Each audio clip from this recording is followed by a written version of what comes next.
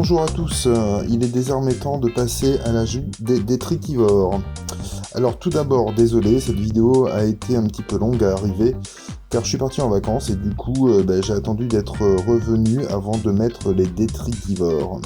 Et ensuite j'ai été un petit peu débordé par le boulot, j'avoue.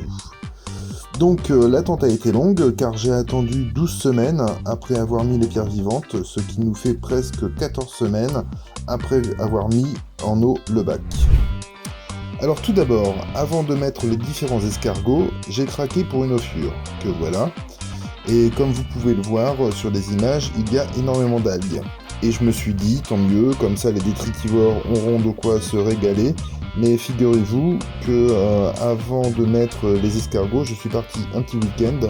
Et quand je suis revenu, plus rien, il n'y avait plus aucune algue.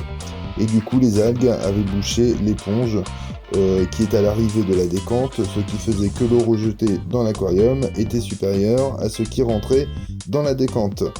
Et donc le bac débordait. Ce qui était assez flippant, j'avoue, quand j'ai vu ça. Mais bon, plus de peur que de mal, après avoir tout nettoyé, tout allait très bien. J'ai donc fait un test et du coup j'avais plus aucun nitrate et plus aucun nitrite non plus.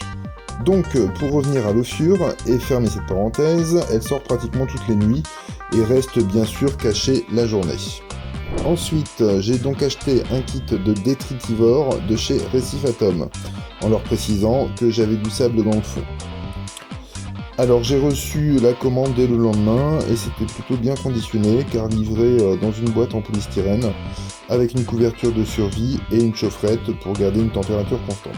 Alors dans mon colis, il y avait 5 Nassarius dorsatus, 3 Nassarius olivaceus, 3 Tectus fenestratus, 3 Trochus istrio et j'ai également acheté 2 petits Bernard l'ermite, des Calcinus tibiciens, exactement, qui n'étaient pas inclus dans le kit.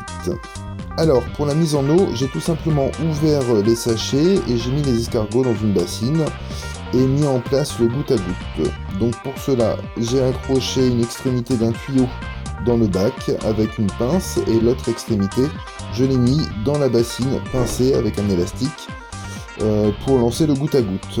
Et j'ai recouvert avec la couverture de survie pour ne pas perdre de chaleur.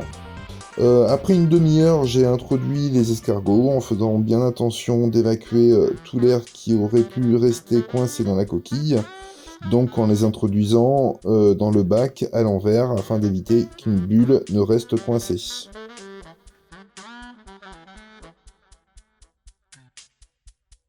Une fois tout ça mis en place, je vous montre en détail toute cette population. Tout d'abord, les Tectus nefestratus, qui sont plutôt des mangeurs d'algues, et très sensibles si une bulle d'air vient rentrer dans la coquille. Ils sont très actifs aussi bien de jour comme de nuit. Donc voici un Nassarius dorsatus qui nettoie très bien le sable en le retournant. Il se cache dessous, laissant ressortir sa trompe tel un périscope, comme le Nassarius olivaceus que voici. Donc là on voit très bien sa trompe et il va sortir des graviers. Donc il est beaucoup plus gros et il surgit à la moindre odeur de nourriture dans le bac. Et j'en profite pour vous dire que je nourris les détritivores en ce moment, n'ayant pas encore de poissons. Et donc je leur donne des comprimés d'algues utilisés généralement pour les poissons de fond d'eau douce.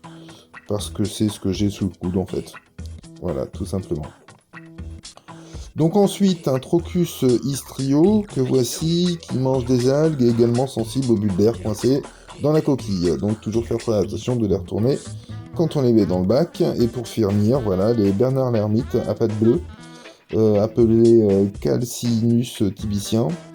Ils sont très jolis, hein, ils mangent principalement eux aussi des algues.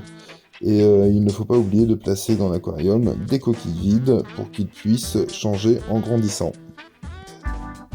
Alors voilà, pour finir, la patience paye, je croise les doigts, pas de gros problème pour l'instant, tout se passe très bien. Et prochaine vidéo, crustacés et coraux.